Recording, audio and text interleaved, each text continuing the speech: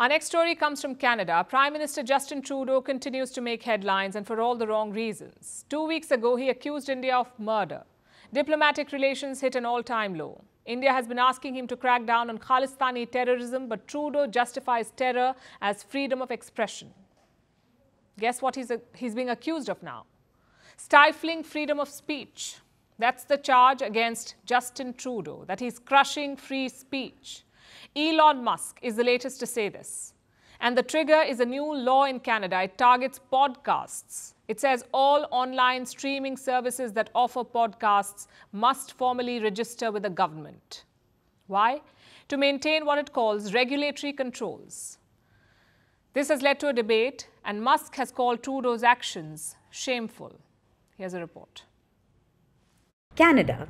It's often hailed as the land of maple syrup, hockey, and politeness. But it now finds itself entangled in a curious identity crisis.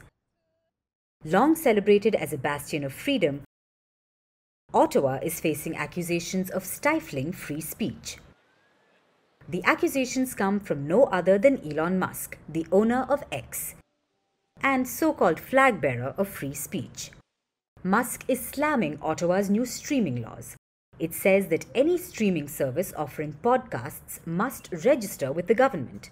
According to Ottawa, it's for regulatory controls. So what are these changes about? It was announced by the Canadian Radio, Television and Telecommunication Commission. This is an independent organization. It regulates and supervises Canada's broadcasting system. Now, the CRTC wants to modernize Canada's broadcasting framework. It wants to ensure that online streaming services make meaningful contributions to both Canadian and Indigenous content.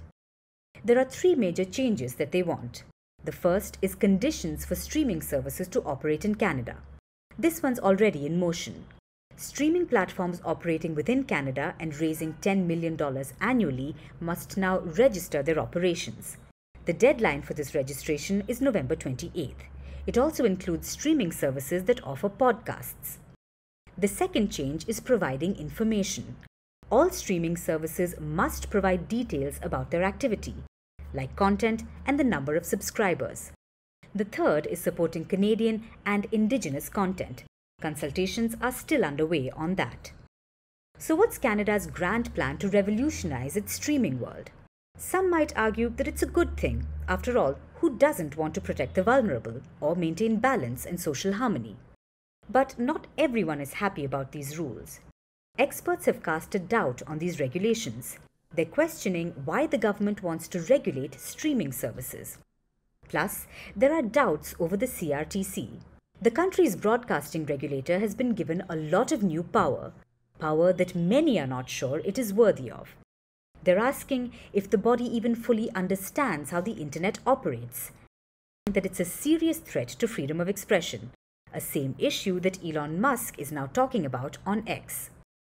So Trudeau's government has been accused of stifling free speech. But what is the Prime Minister doing? Justin Trudeau is instead accusing India of murder and talking about freedom of expression. Sounds ironic, right? This is a man who's long justified Khalistani terror as freedom of expression. But when it comes to free speech in his country, there are regulations and loopholes. This is a country where apologies flow like the Niagara Falls. But when it comes to regulating, Canada isn't apologizing yet. Sorry is sometimes the hardest word, even for Canada. Prime Minister Trudeau may have projected himself as the flag bearer of free speech. And while the road to censorship may be paved with good intentions, it's often a slippery slope. You never know when you go from regulating to suppressing.